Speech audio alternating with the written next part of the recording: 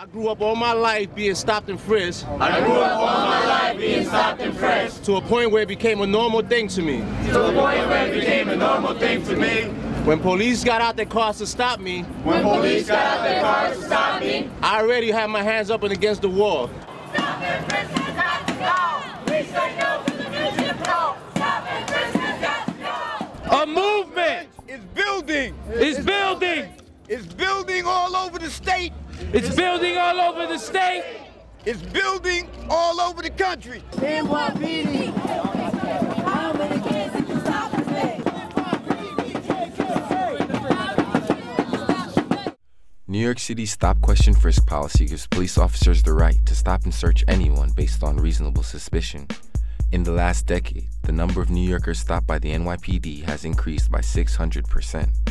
Stop and frisk, don't stop crime! Stop and frisk is a crime! A growing movement of voices, young and old, are joining together to stand up to the policy which they call out-of-control racial profiling, mandated by police headquarters. We say no to the racist cops! 700,000 stops!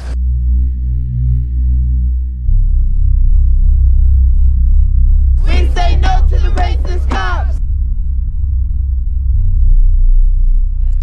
This is the story of a people's movement, trying to protect its youth and reform the New York City Police Department from the ground up.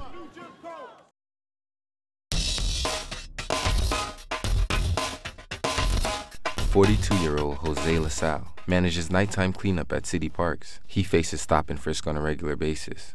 Mess around and jump out on me right now. Yeah, I just got out the train, I'm walking, suddenly, and one of them came in front of me, and then the other one came from behind me and told me to get against the wall. So I guess I fit the profile of somebody that looks suspicious according to them.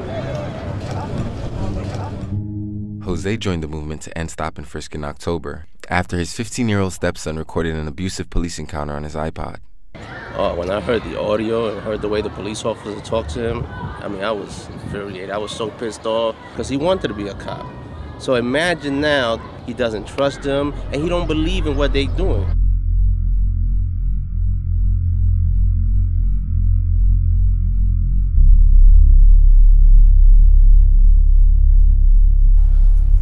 I just got stopped like 2 blocks ago, yo. You look very suspicious. Cause y'all always looking at me crazy. Because you keep looking back at us.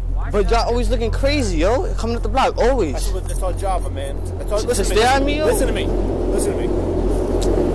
Our job is to look for suspicious behavior. When you keep looking at us like that, looking back. Cause y'all always like stop. I just got stopped like 2 blocks away, like. Because you keep doing that shit, man. We stopped you last time. Listen to me. When you were walking the block with your hood up and you keep looking back at us like that, bro, you think you might have something. Because I had my hoodie in there. They do that. You have your hoodie on your body. Well, because it was cold. Yeah. You gonna smack me? Yeah. You gonna smack me? No, you asked me why I have a book bag on. Who the fuck are you talking to? You asked me why I had a book bag on. You asked me if I had a book bag on. Yo, why are you? Come on, why are you touching me for? You want to go to jail? For what? Shut your fucking mouth, kid. Why am I getting arrested for? Shut your mouth. What am I getting arrested for? For being a fucking mutt, you know what? Oh, so that's a law? Being a mutt? No, shut your fucking mouth. Because you asking me questions. I'm answering your questions. Have some fucking respect. Because that's stopping. You always stop me for no reason. Do you want somebody talking to you? Why you pushing? Break your fucking arm. You're gonna break my arm. Yeah. For what? But I'm gonna fucking break your For what? arm. Who's your father? Your You father's gonna on the job? punch me in my face? What's your father's name? He's a traffic cop. Yup. Figures. Don't touch me. Okay, he's a traffic. Why you push me like that for?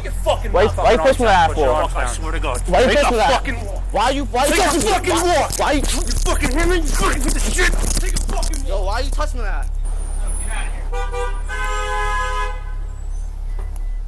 When that happened to my stepson, it kind of opened the windows and doors of my mind and it changed my whole direction in life. Jose has been doing outreach in all the boroughs, raising awareness of the movement and teaching others about their rights. In the same time they stop you and answer your question, they're supposed to be getting filled out. Yeah.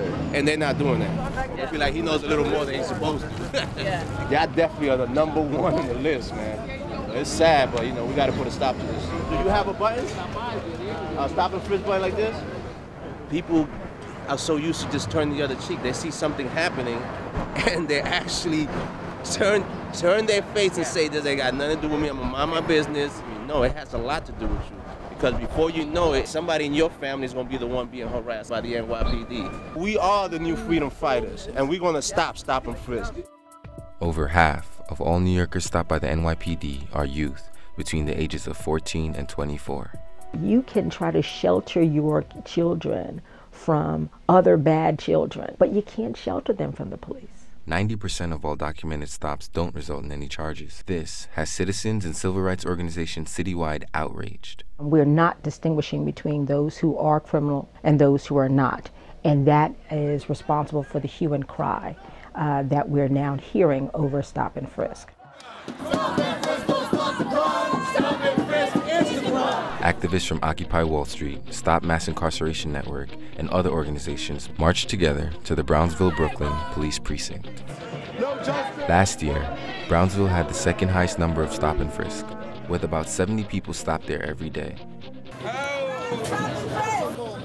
I'll take some out, I'll get some out for y'all. Thank you. All right. It's across this city. It's across this city. To stop and frisk. People need to know. People need to know. There's a new generation. There's a new generation of freedom riders. of freedom riders. We won't stop until we. We won't stop until we stop and frisk. We won't stop until we stop and frisk. In a planned act of civil disobedience, protesters demanded an end to stop and frisk while blocking the doors to the precinct. If you refuse to, you'll be arrested and charged with obstruction of governmental administration. 27 activists were arrested. This movement is incredibly bringing different sections of people together and going in with each other. These are the new freedom riders wherever they're coming from. I'm Phil Strickland, Vermont. Stand against all injustice, solidarity. Being arrested in support of all the black, brown, LGBT people who are unfairly targeted. I'm here so that no one knows brother who has to die in this jail cell ever again. Who are you protecting? Who are you protecting? Who are you protecting? Who are you protecting? When Obama gonna do something? Councilman Peter Vallone, chair of public safety, says stop and frisk has succeeded in saving countless lives by removing thousands of weapons from New York City streets. These gangbangers won't even carry guns anymore because they know they're going to get stopped. Defenders of Stop Question Frisk, including Mayor Bloomberg and Police Commissioner Ray Kelly, say the policy plays a primary role in the city's dramatic drop in violent crime. Ray Kelly gives Stop and Frisk the most credit for this crime decrease. That's the one thing that is working. You can tell by the amount of guns we get off the street, 800 per year. But critics argue that crime and murder are down nationwide, and that the increase in stops hasn't resulted in more weapons found.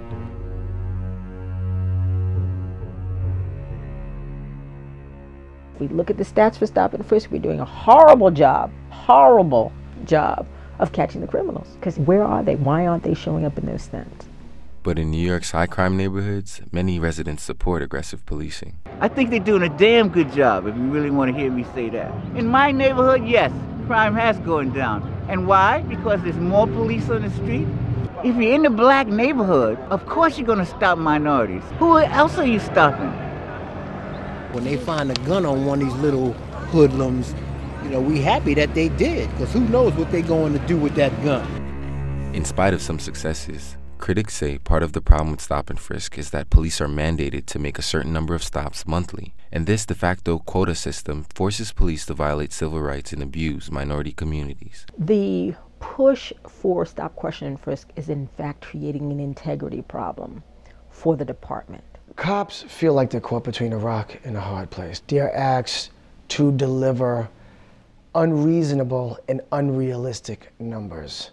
Ex-cop Michael Mickman was fired from the NYPD in 2000 and has written a book about his decade as a corrupt cop. We have to make numbers. We have to abuse somebody. Who are we going to abuse? The bottom of the totem pole, the underbelly of society, the most abused, lowest class people in New York. I think we can hit a level of too many stops, and we may be there now. That's something we need to keep an eye on. We've got to make sure that this is a highly monitored program, but that does not mean we end the program because people will die. Many believe the stop and frisk policy is abused and damages police-community relations. If people in those communities feel harassed by the police, the innocent people, then they won't cooperate with the police to find the real and serious criminals. They threw me on the wall, handcuffed me. I said, what is that about? Well, we got to check you out. I'm not a killer or anything. I'm just buying a beer and it's closed. They go in, like they grab the ball sacks. I had the cuffs on me and had an officer pull a gun in my face and threaten me not to move. Where am I going with cuffs? Van stopped, a couple of cops came out, and they started rushing us, like, get against the wall, get against the wall. Let me know if you have something on you. And it's like, no, we're working. It's obvious we're working. Look, we're in our work outfits. We're all wearing the same thing. We're not a gang that says landscaping across it. So.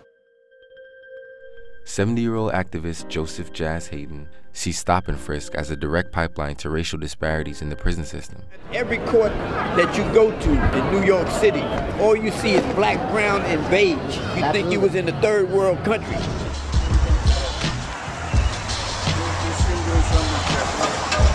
The time is 20 to 9, and we have 2 police officers just walked up. Looking for what? Yeah, ain't that something, man? That's a major crime. Man, you just fucking up that man's life for nothing. For absolutely nothing. People out here killing one another. You run around trying to catch somebody with some weed. The fuck is that? And handcuff the man like he a dangerous criminal. Look at this shit, man. The most important thing right now that I see is waking people up. There's too many people right now laying dormant or sleeping. That's why education is the most important part. Wake up. That's the button we need to have now. Yeah, wake the fuck up. Jazz and Jose join other civil rights groups citywide in conducting formal and informal cop watches regularly. How you doing today?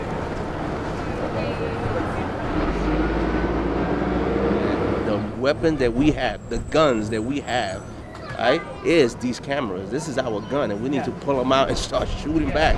So far, this man is there with his children and his wife. And so now we're just waiting to see what's going to happen and see why they're going to continue the harassment for and stuff of that nature. I've been out here doing cop watch, right, for the past month, and I'm bringing more people with me because we got to pick up the pace and let these officers know that they can no longer continue to abuse us out here. We're going to continue to put them on video, YouTube, let the world know what kind of people they are and how they treat us.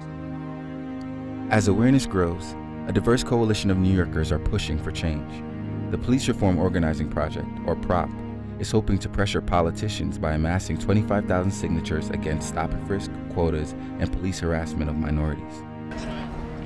Hi, are you against racist cops? Are you against racist cops? Of course. Would you like to sign? Hi, are you against racist cops? I just need to sign? Yep, just That's show our it? strength in numbers. Petition? Yep, absolutely. All right. Thank you so much. I can get in on that. The people who take a second to make the difference. Robert Pinter, a prop activist, joined the movement last year, inspired by his own false arrest. I remain hopeful that this old school form of organizing, the petition drive, is going to have a profound effect on the policy and practices of the New York City Police Department. I bet you've had it happen to you, right? Never happened to me. It never happened to you? You're the...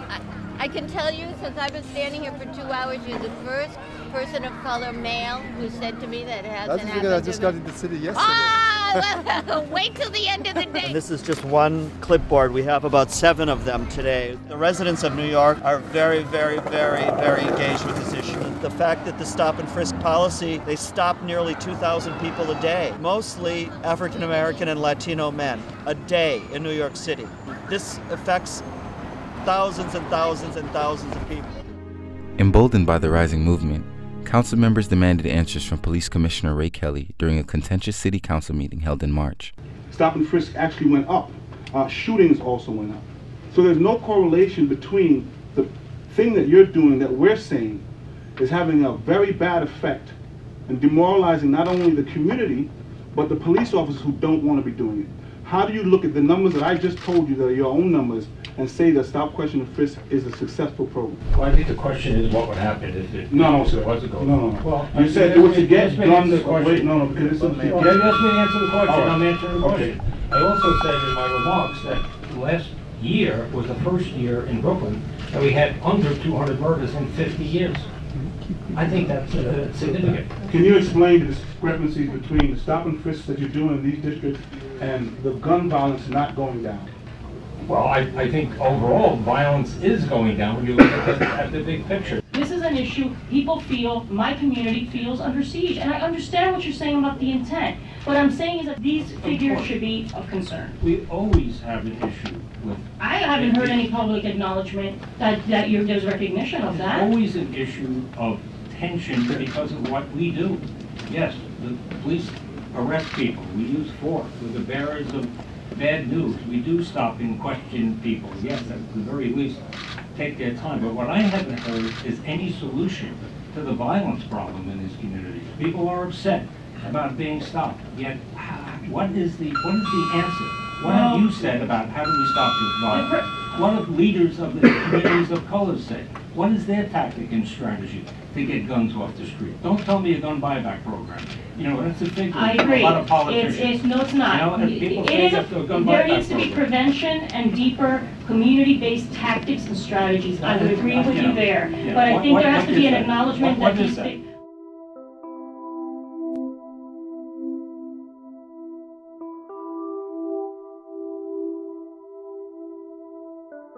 We won't stop until we stop and frisk. We won't stop until we stop and frisk. Those committed to stopping Stop and Frisk say their campaign has just begun. I think that the police have the obligation to save lives, at the same time that they observe the constitutional rights of people who are not involved in criminality, that it is not an either-or proposition. What we want to do is take all these resources that they're pouring into Stop and Frisk, the prison industrial complex, and we want to take that out and put that into building up caring communities. There's always been racial profiling, there's always been targeting the blacks and Spanish people in the ghetto, and that's not going to change until people like me and other people like my comrades start standing up and showing the world what's taking place in these ghettos.